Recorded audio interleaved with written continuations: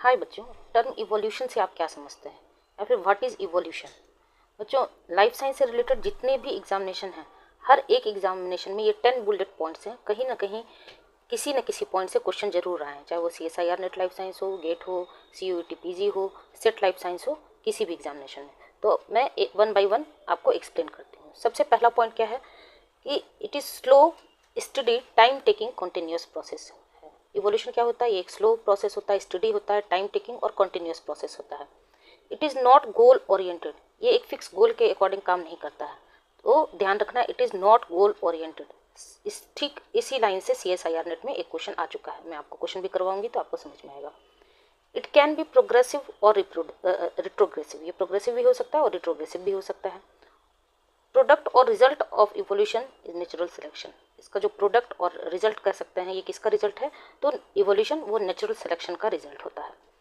Nature जिस character को choose करता है, वो चाहे वो एडवांटेजियस हो या फिर डिसएडवांटेजियस हो, वो आगे जब हम नेचुरल सिलेक्शन पढ़ेंगे तो मैं एक्सप्लेन करूंगी। अभी आप इतना याद रखिएगा कि इवोल्यूशन इज द प्रोडक्ट और result of natural selection. Need not always lead to better phenotype, जरूरी नहीं है कि इवोल्यूशन के बाद जो आपके सामने रिजल्ट आए वो एक बेटर फिनोटाइप को ही, कैरेक्टर को ही चूज करे। तो need not always lead to better phenotype. Prokaryotes evolve faster than eukaryotes, prokaryotic organism चूंकि उनका जनरेशन टाइम स्मॉल होता है, जीनोम साइज छोटा होता है, इस वजह से इसका जो इवोल्यूशन वो फास्टर होता है in comparison to eukaryotes.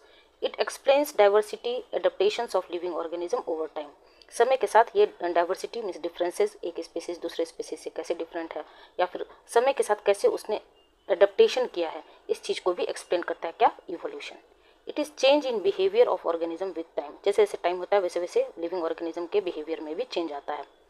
It is process of orderly change in forms of life over generation, ये एक प्रोसेस होता है ऑर्डरली चेंज, ये एक ऑर्डरली चेंज होता है in forms of life over generation, generation after generation एक ऑर्डरली चेंज देखा जाता है इवोल्यूशन के through. It is driven by natural selection, mutation, genetic drift, gene flow etcetera. कुछ फोर्सेज होते हैं जो इसके पीछे काम करता है इवोल्यूशन के, वो फोर्सेज क्या क्या हो सकते हैं? नेचुरल सिलेक्शन हो सकता है, म्यूटेशन हो सकता है, जेनेटिक ड्रिफ्ट हो सकता है, जीन फ्लो हो सकता है एट्सेट्रा। तो बच्चों, ये 10 बुलेट पॉइंट्स हैं जो बहुत ही स्पेसिफिक बेसिस पे आपको मैं एक्सप्लेन कर रही हूँ। इन 10 बुलेट पॉइंट्स को आप अगर इवोल्यूशन स्टार्ट करना पढ़ाई तो जरूर याद रखिएगा, ठीक है। तो मैं एक बार फिर से आपको रिपीट कर देती हूँ, कहाँ से? तो ये क्या है? एक slow study time taking process होता है, continuous process, not goal oriented, can be progressive और रिट्रोग्रेसिव, प्रोडक्ट और रिजल्ट ऑफ नेचुरल सिलेक्शन होता है।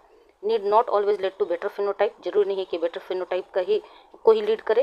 Prokaryotes evolve faster than eukaryotes, explains diversity and adaptation of living organism over time.